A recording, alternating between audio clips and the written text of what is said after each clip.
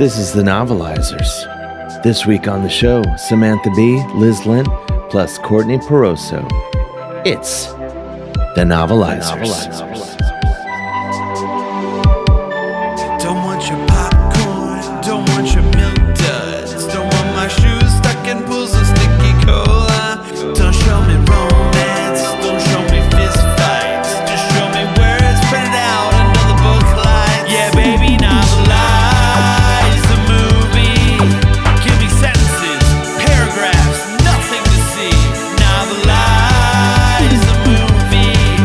Write a book, turn it into a podcast. Welcome to the Novelizers. I'm Stephen Levinson. I'm here with our host, Dave Hill. Dave, how you doing today? Oh, so good. I mean, all things considered. For people who aren't listening, for people who aren't seeing this on YouTube, which I don't think anyone is, there's a dog in the background. What's your dog's name? Wait, this is on YouTube? Forget it. I would have showered had I known. Yeah. I didn't know we were using video. I don't know. We don't have to. Up to you. I wouldn't. I have this totally at an unflattering angle. All right. We're not going to use it on YouTube. If we're gonna, I need to adjust all this. I'm at a horrifying angle. Nah, we won't. Fuck it. I got a brand to consider. Yeah, no, I get it. We won't do it on YouTube. But maybe next time we record. Yeah. Welcome to the Novelizers. I'm Stephen Levinson. I'm here with our fabulous host, Dave Hill. Dave, how's it going? Really great, Stephen. Thanks for asking. All really, really good, all things considered. Mostly. We have a question from our readers. Oh, wow. Is there a sexier profession than dance instructor? I don't think so. Sure, you're going to go, well, proctologist, that's pretty sexy. It's not sexier than dance instructor, though. No. What's going on with you for even asking? Weird question. This is the Novelizers, where we take classic films and we turn them in to hilarious audiobooks, novelized by your favorite TV comedy writers and narrated by some pretty amazing celebrities. Do we have amazing celebrities on the show this week? Yeah, I don't even know how you get some of these people. I got to be honest. This week we have Samantha Bee, 18 Emmy nominations, host of Full Frontal with Samantha Bee, of course, a show that I've been on many times, whatever, and a Daily Show correspondent, and author of the book, I Know I Am, But What Are You? Also Canadian. SamanthaBee.com, that's her website. Get on over there. We've also got Liz Lent. She's a writer and illustrator based in Detroit, the Motor City. She's currently at work on a new project, an illustrated history of the perimenopausal women's fight club, 1066 to 2066, a millennium of really very valid rage, if you think about it. Her Instagram's at Liz Lent. We've also got Courtney Pauroso, an actress, writer, director, and comedian, known for her one-woman clown shows, Gutter Plum and Vanessa 5000, both of which had sell-out runs at the Edinburgh Fringe Festival. No small task. A lot of shows there. Her Instagram is Courtney Pauroso. You've been to the Fringe Festival a few times. Many times, yes. Considered a genius there. What do you think? It's great. Good times. It's intense, draining, but worth it. Yeah. Good fans? The best fans. I mean, all my fans are amazing. But fans in a Scottish accent. That kicks it up a notch. Yeah, I mean, it doesn't get better than that. Haggis? Do you eat haggis? I'm off haggis, but I just because I don't eat sheep or lamb anymore. But when I did, I would eat haggis and love it. They do make a vegetarian haggis, which seems like kind of a contradiction, but they do. Yeah. No thanks. Yeah, it's like the non-alcoholic beer of yeah, it's like, why? Scotland. Come on, forget it. Move on. Anyway, fabulous show this week. What happens in this week's episode? I'm glad you asked, Stephen. When Neil and Baby go to get food, Baby spots Penny crying in a corner. She eventually discovers that Penny is pregnant. Whoa. Robbie's the father, and although Penny wants an abortion, she can't afford one. How are we going to make this scene funny? Seems like a real comedy killer. Well, you'd think so, but you'd be wrong. Yeah, let's find out. Samantha Bee. Novelize us. This is the Novelizers, Dirty Dancing Edition. Chapter 5, The Subtle Art of Snack-Based Seduction. Novelized by Liz Lent, narrated by Samantha Bee. To date, Neil Kellerman has produced exactly 4 good ideas in his life. 3 of them are about solar flares. The 4th is about cold storage, specifically how an enterprising young man can seduce all the women he wants with the simple yet bewitching allure of commercial refrigeration. That's why on this dark moonlit night, he has invited Baby, his paramour-to-be, out of the woods and into his kitchen. After years of gentlemanly courting, because he is quite clearly at least 37 years old, he knows what women want. They don't want cuddles and romance. They don't want soft whispers and gentle kisses by the lake. In Neil's experience, they just want one simple thing: late-night snacks. So when he tells Baby she can have anything she desires from his bright, sexy refrigerator, he knows it's only a matter of time before she succumbs to his charms. He hears her stomach rumble, with hunger, obviously, certainly not disgust, as he slowly, gently gives her the menu options. A brownie, some milk, leftover rice pudding, beef, a cabbage roll, fruit salad, and oh yes, sweet gherkins. That's how he usually seals the deal. Those 2 little words, sweet gherkins. Good enough to garnish a sandwich, good enough to make a young girl swoon. He's just about to pretend to yawn, stretch, and put his arm around Baby, his other signature move, patent pending, when she surprises him by saying she has to go and check on her sister. This has never happened before, at least not since he added beef and a cabbage roll to the menu. He's aghast. He's confused. How? Why? Why? Dear Lord, had the gherkins failed him? This is a massive blow to his ego. It cuts so deeply, shattering his manhood in such totality that he may never seduce anyone with the contents of a refrigerator again. He's so broken, he can hardly even register surprise when the film's narrative perspective turns its embarrassed eyes away from him and instead focuses on Baby and Penny, who has been crying in the corner this whole time, mildly turned on by Neil's talk of refrigerated foods, but not turned on enough to shut down the waterworks. Neil heads out the door, dumbfounded. A story about girls? Girls? Of all people! Well, we're very sorry, Neil, but it's 1963, and Jackie Kennedy is the president's missus, and women have been voting for a whole 40 years now. So we're going to follow Baby, despite her hugely misogynistic name, as she figures out what's wrong with Penny. But first, she needs to find a man, because Baby, the epitome of a mature, independent young woman, sees Penny sobbing uncontrollably in a dark kitchen corner, and instead of going up to her and asking her what's wrong herself, decides to run off in search of Billy and Johnny. She finds them, and Johnny is dancing again, and she tells them she needs help. They rush out of the crowd and into the darkness, led by Johnny's pelvis, which always points true north. As they're all trudging back to the kitchen together, Baby asks the guys, what's wrong with Penny?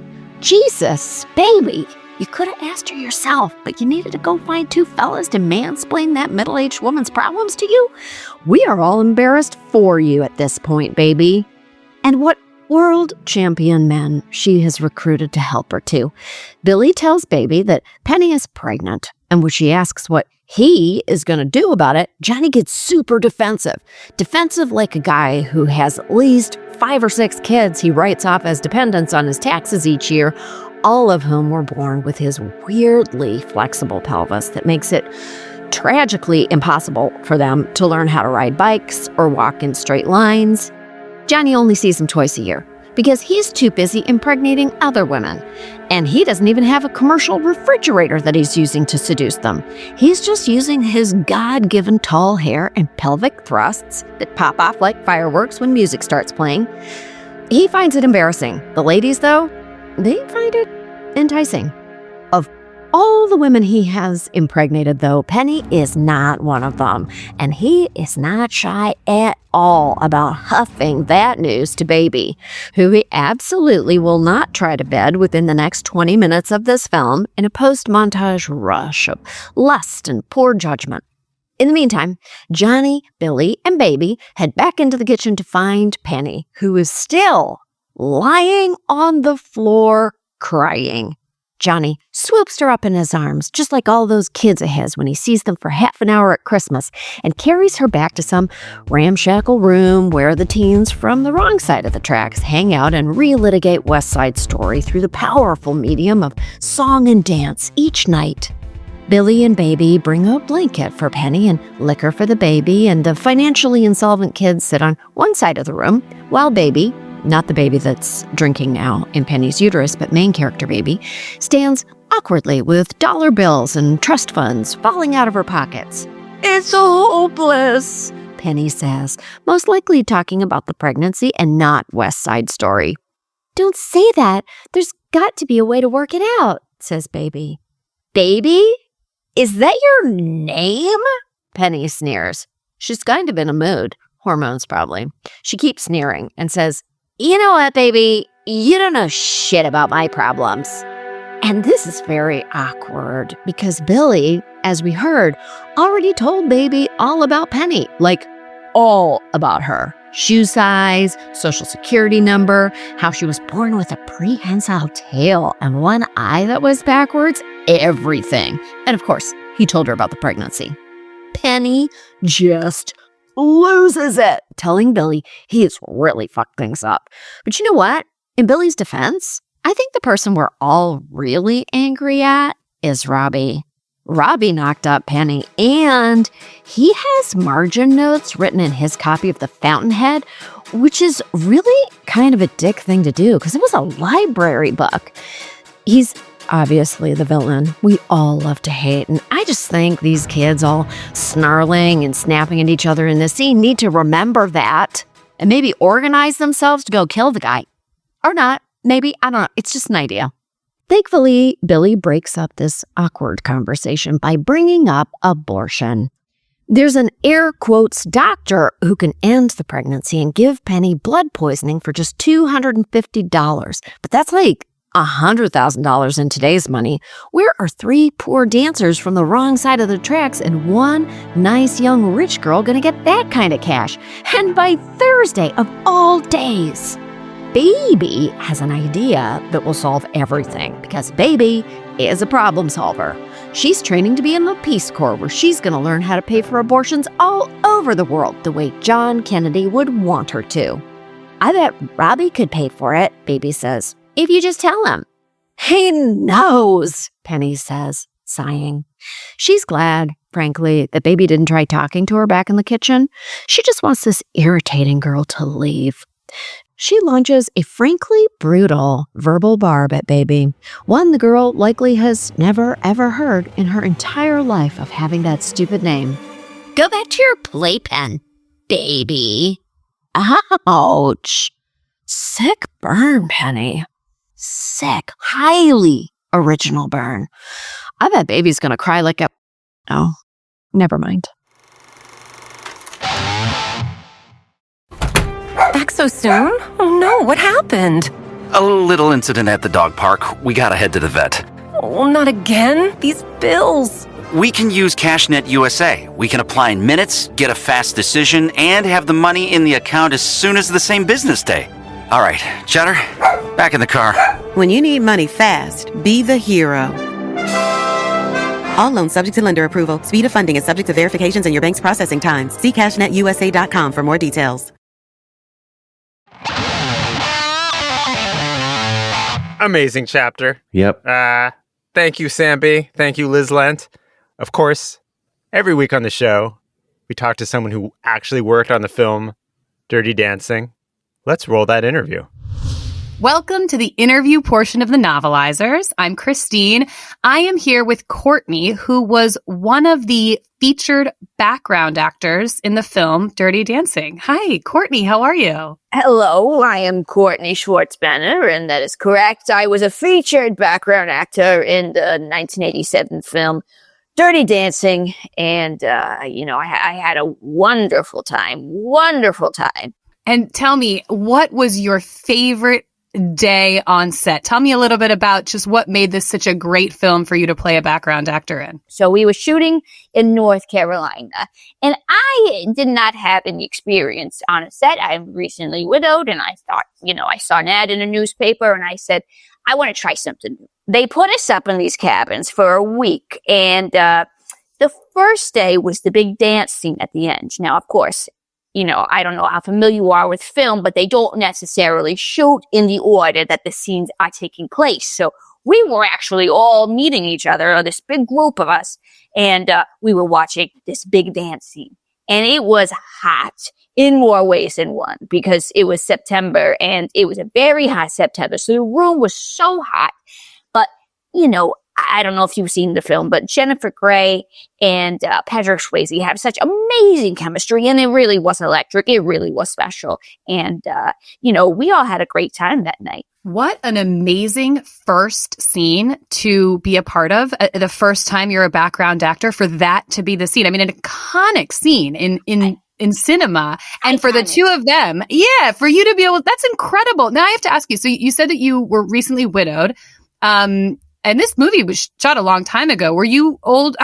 Can I ask you how old you are? Yeah, I am 103 years old. Wow. Yeah. Wow. So, and I had recently lost my first husband, but I ended up meeting my second husband on the film. So I had a bit of a romance myself. That's amazing. How did you meet? What was the scenario of you meeting your husband? Well, I don't know if you remember in the last scene, there were two older women dancing together. Now, that one of those women is me. And the other woman is this woman, Maureen. All right. So me and Maureen, we hit it off like dynamite. Okay. Because I never danced with a woman before. And we are chit-chatting, all this stuff. And, and then that night we all had to go back to our cabins. And her husband, Sheldon, was also one of the extras. They worked together. So we were in a bit of a triangular situation for a while. And of course, unfortunately, Maureen did pass away several years later. But me and Sheldon, we kept things going. We decided to make a goal. Wow. So you were exploring your sexuality as a part of this experience. You got into a sort of an older couple threesome. I mean, that's amazing. Yes, it is amazing. And I don't think that it would not have happened if it were not for the power the sensuality of the scene that we were beholding. And, they shot it many times. So we were there sweating. It was so hot in there. And we were watching them over and over and over again. And then we all just opened up. What kinds of things, I know as extras, you're supposed to obviously act like you're there and probably have natural conversation that the cameras can't pick up just so it feels very natural. Yeah, but you cannot talk out loud sometimes. And I had to learn that the hard way. You can't talk out loud. What happened? Tell me about that. Because, they have microphones everywhere. So, you can't actually talk. You have to go. But I actually, I can't see very well anymore. But at the time, I was very good at lip reading. And so, that's sort of how Maureen started making her move on me. She started, mouthing wild stuff to me. And I was trying to hold in my laughter. What kind of things was she mouthing to you? Well, I have to say it out loud. She was mouthing it, but she would say, she was like saying, nice tits toots, I was like, what? Nice tits toots, what? And then I realized what she was saying, and I just, I realized. And then sometimes, she copped a few, and I didn't mind it. And wow. Sheldon was watching the whole time. Okay, so he was turning him on, it's turning you on, everyone's getting turned on by this. It wasn't all smooth sailing. Oh, tell me about that. What do you mean? Well, you have a wild night and, you go to places you've never been before and there's always discomfort next day at the lunch table. I'll just put it out. I might be reading into this a little too much, but it almost sounds like your experience as an extra on set at for Dirty Dancing was sort of similar to what Jennifer Grey's character was going through in the actual film. She's going to this new place. She doesn't know a lot of people. She's kind of meeting new people, getting interested in them. And then stuff starts happening. And that seems like it was happening for you too. So you were kind of living the film while being a part of the film.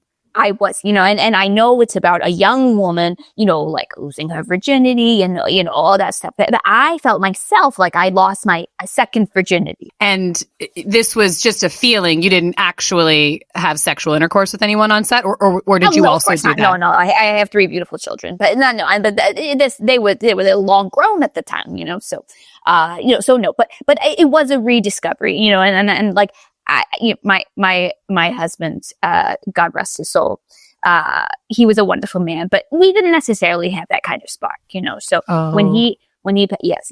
So, we raised our children together. We loved each other, but it wasn't really, I hadn't tried all the things, And, do you think was it watching Patrick Swayze? Was it watching Jennifer Grey? What was it that sort of blossomed your sexuality, on this set? Have you seen Patrick Swayze? Have you seen Jennifer Grey? Yes. They're both very attractive and quite endearing in this film. They were so hot to get. And you know what? They were fighting the whole time, too. Really? In real life? Like, call cut.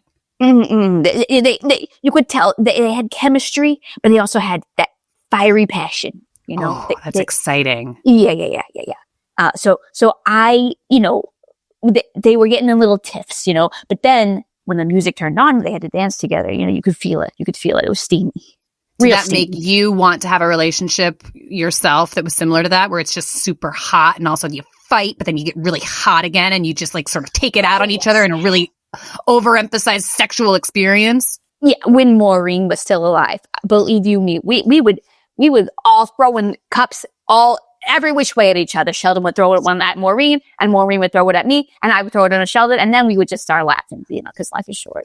Did you say throwing cups? Yeah, well, I'm not going to throw a glass, because that's dangerous. But I understand. It feels good to throw a cup across the room at your lover, In the fights that you would have, that's how extreme it would get. Would be kind of a tossing a unbreakable cup from one person to the next, and sort of. Yeah.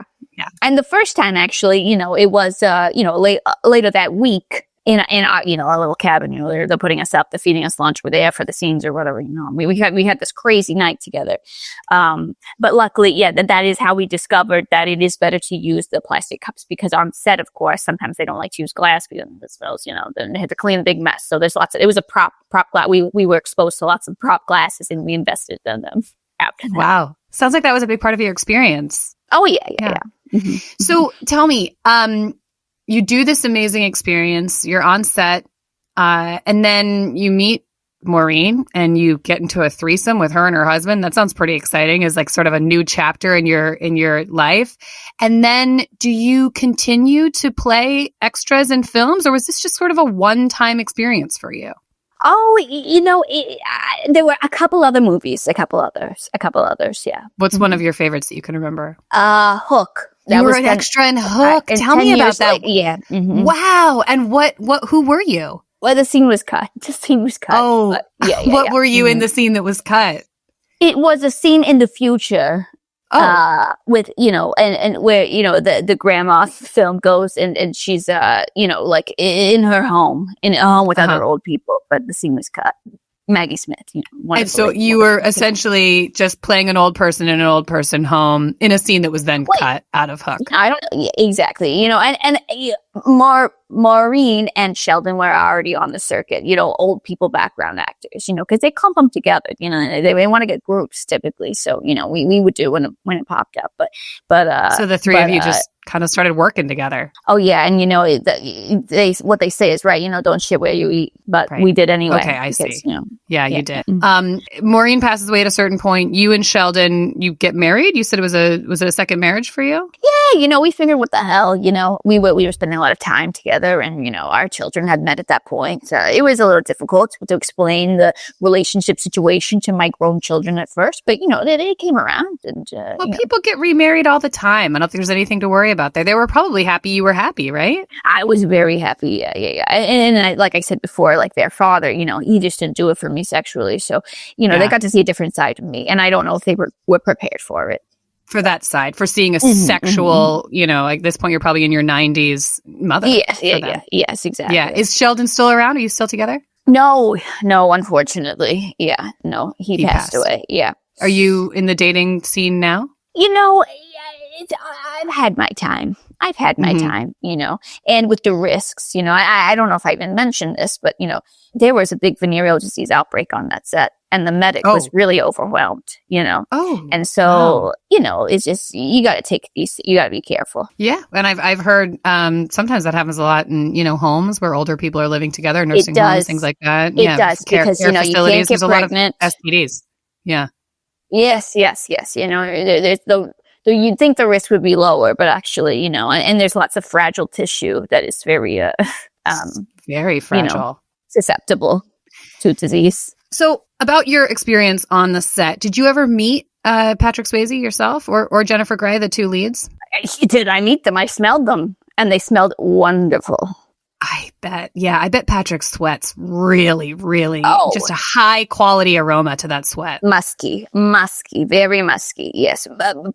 Pungent, which is not to everyone's taste, but for me, that works for me. Did you mean to smell him, or was it sort of just something that happened? Well, like I said, it was, we were shooting in that hot room, for, 12 hours or something, so it is in the air. And then, he brushed up against me, Oh, and he was very sweet. Very sweet. Took a big inhale there. What are your hobbies now? Anything that fills your day that's exciting for you? I pretty much have a normal routine. I wake up, I make my breakfast beans, and breakfast beans? Yeah. It's not so common here, but my first husband was British, so they eat beans for breakfast, but it's not worth getting in. Well, I actually am curious. You just take a can and heat it up, or what's kind of the recipe? Yeah. No, you just heat up a can of beans, and it's a very nutritionally complete food. So easy on the mouth. Because, easy on the mouth, yeah. I would imagine it. I mean, I don't know. It could kind of start your day off. You might be a little gassy or something. I don't know if that's something I would like to start the day with. But it sounds like if it's really popular, across the pond. I have a stomach of steel. That's what Sheldon always used to say. He did say that. Just about what you eat, or like physically, you were just really like, were you just strong? You had really good abs, or both? What Yeah. No, I'm also. I used to row, and it actually requires a lot of core and back strength. For sure. Oh, huge core strength for rowing. Yeah. I always wanted to be the coxswain, or what is it? Coxswain or cox? The one who's telling them what to do in the boat. Yeah. Yeah, I think it's called cox or coxswain. I'm not actually sure, but I do think that's the ideal role in a boat. Row, because all you're doing is screaming. You don't have to work at all, and you're watching them. And you're front of the boat too, so you get like kind of the most fun view. And then on our relationship, if you were to make a metaphor or a comparison, that would have been Maureen. She was the cox. She was the in the cox. relationship. I would have thought it'd be Sheldon. No, it was Maureen, and and everything really settled down once she passed away. Oh, and so did it get easier, or was it just not as exciting anymore? It wasn't as exciting, and to be honest, Maureen brought a really interesting, sexual component to the. What was that? What was the interesting sexual component? Oh, she was crazy. I mean, she was absolutely nuts, and I think, I sort of balanced that out for poor Sheldon. But when she left, some of the fireworks died, but, we had a nice time together. Yeah, you could just be companions, It's like you it seems like you didn't really have much sexuality, up through, the middle of your life. And then you have this exciting experience that started on set of Dirty Dancing, which is great. And then it gets really hot and really crazy for a while. And then it sort of dies down again and it's peaceful again. So honestly, it's kind of a beautiful circle of, sexual experience. And I don't know, I don't want to give people advice or, whatever, write stories. Oh, please. People, I love advice from the generation above. With the sparks, there's a reason you don't see what happens, after the movie and Dirty Dancing, because, the thing that they had together, it's not going to last like that forever. It's about how it's temporary, Yeah. It's about that. It doesn't last forever, So it's that moment. Yeah. I always think about one of my favorite movies is Shakespeare in Love, and I think the reason it's so good is because they can't that fucking fire can't last for that long. Like she's on that beach at the end, and you're like, yeah, like you're gonna miss him forever, and you're gonna long for him. But if he were here, you'd probably be like, you're fucking kicking up sand, you'd be or like stop snoring, Yeah. I don't like the things you say or the smell you have, stuff like that. It's just Anyway, my relationship is going really well as well. So, It's been Good. wonderful to talk to you, Courtney. I can't tell you how much this means to get a perspective from set that's so nuanced and specific. You know, we hear so much from the people who actually worked, you know, behind the scenes on the film, but to just see, you know, and talk to someone who just got to sit there, just sit there, sort of observe what was happening. I took it all in. You took it all in, and then you met Sheldon and Maureen, and you took some more in. You know what I mean? It was just, it sounds like it was a really good experience for you. Yeah. It was. Well, listen, thank you so much. And please, you know, keep us posted. If you ever get back into another film, and, you know, we'd love to interview again and see how that experience is going for you. Oh, well, that means a lot. Thank you so much. Have a wonderful day, Courtney. Thank you so much. Okay, you too, hon. Yeah, that was incredibly. There's some stuff in there I did not know, I have to say. And I'm a huge Dirty Dancing fan, and yet I still learn Some say new the things. biggest. I might be the biggest one. Yeah, learn something new about it every day. Well, that's our show for today. Thanks for joining me, Dave. Thanks for having me. I had a great time as always. It is the highlight of my week, I have to say. I know you got a lot going on. This is the highlight of my week. Medical procedures, whatnot. Yeah, just tops them all. That's our show for this week. Join us next week. David Wayne, Grant O'Brien, Ursula Lawrence. They just get better and better. Not that episode is better than they just get more and more high level of spectacular. Yep. Well, I'm Dave Hill, and this has been The Novelizers. Stephen Levinson, bring it on home. Nope. Just kidding. Sure thing. Damn it. Special thanks to this week's guests, Samantha Bee, Courtney Pauroso, and Liz Lent. The Novelizers is hosted by Dave Hill with Stephen Levinson and produced by Stephen, Cole Emoff, Graham Douglas, Kevin Carter, Christine Bullen, Dennis DiClaudio, and Rob Kutner, and distributed by Cincinnati Public Radio. Mixed and edited by Graham Douglas. Music by Cole Emoff. Art direction by Crystal Dennis. Theme song written by Andrew Lynn and performed by Nick Testa. Follow The Novelizers on Threads, Instagram, Twitter, and Facebook, and support us on Patreon. The Novelizers is an unauthorized work of parody. Copyright 2025, Novelizers, LLC. Take us out, Dave Hill. There was a baby put in the corner. There was a guy who could give your mama a boner. He taught her dancing, it took a minute, and she flew into his arms just like an egret. Novelize that movie, write a book, and also read it to me.